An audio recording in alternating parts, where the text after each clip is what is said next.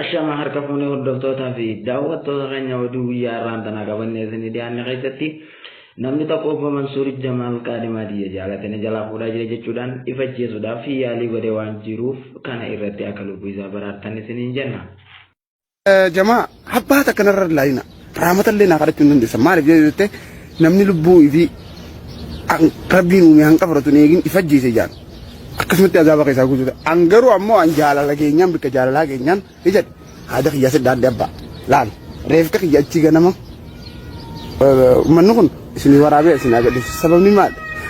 qaadhimaan xiyya Mansuur Jamaalitti hin heerumsiisa jetti ana harka afaanii an dalagu jira yaa xiqqishoo yoo riskii argadde yoon bulchuu dandeenyeetiin eegu jira.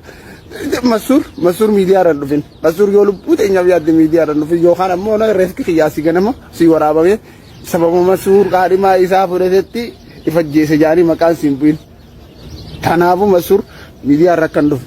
yoo ati miidiyaa irratti deebite kan kun adii kiyya adda bakka laafatanatti gaddiisu dhala.